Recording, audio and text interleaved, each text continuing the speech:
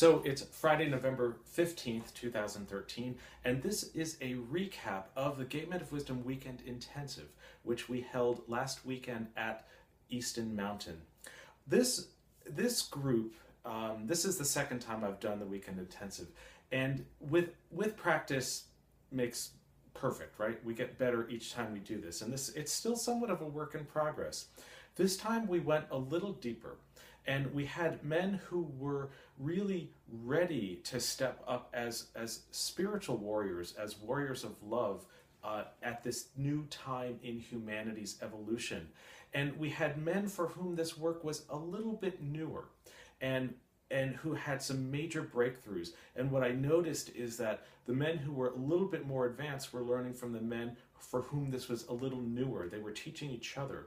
And this is what I really love about this work, because whereas this is a guided exploration, it is a co-created learning experience. We're learning from each other. We're teaching each other. I'm hoping that participants learn from me, I'm learning from them, and they're learning from each other. And perhaps one of the most profound learning moments for me came when we were exploring the feminine and masculine. Now, we had conducted several assessments, we had had several discussions, so this is about midway into the program when I asked the question, okay, well, what feminine gifts do you have, and what strengths do these enable you to express? How does the feminine get expressed for you in your life? We had a great conversation around that. And so we flipped the easel pad and we're looking at the next question, which is, okay, well, what masculine strengths and traits do you have? And how does the masculine show up in your life? And there was a lot of silence. And so I thought, okay, let's go to the next question.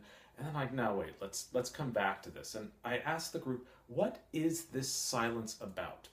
And that's really when it came out, that the men in the room felt very wounded they felt very wounded in the masculine side of themselves. Now, this is not just for the men in the group. I think this is illustrative of the gay men as a community, that we have been wounded. We have been, the messages we have gotten are that not that we are devalued both for our feminine and for our masculine. So my questions really were, I started to ask, well, what relationship do you want to have with the masculine? And what I heard was that there was really a lot of the shadow side of masculinity that the men had experienced. They felt wounded and devalued and diminished, and controlled and victims of violence. These are all the shadow sides of masculinity. But when you look at the masculine and feminine, the light sides of both, there are strengths. And gay men we have this gender intelligence, this ability to seamlessly integrate the masculine and the feminine, to move in and out at a moment's notice when each is required. This is a profound gift that we give to the world, and it shows up in the archetypal roles that we play, in the ways we relate to other people, in our creativity. So we have both. We are men, right? We come into this body in male form, and yet we have a lot of the feminine.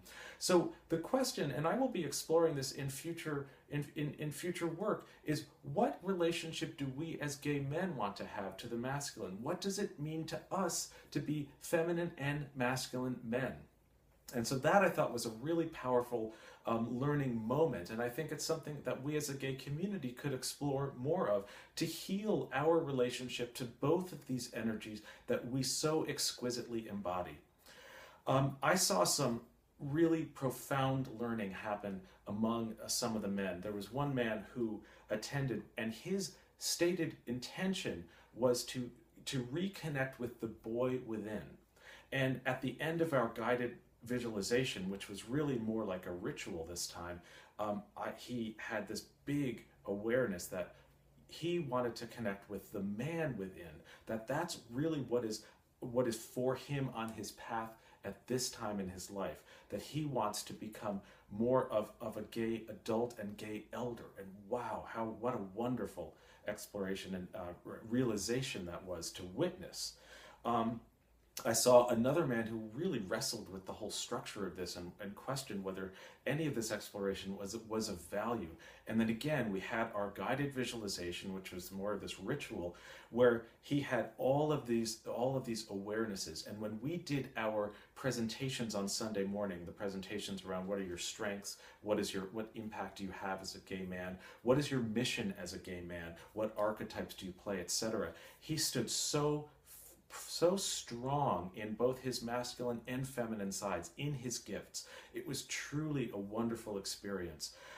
So this particular weekend was really about deepening the Gay Men of Wisdom work, deepening even my understanding of it, and what I saw emerge was a group of men who are really ready to step up to their role as stewards for humanity's evolution. So just want to extend a thanks to Easton Mountain, to all the men who attended, and again to my assistant.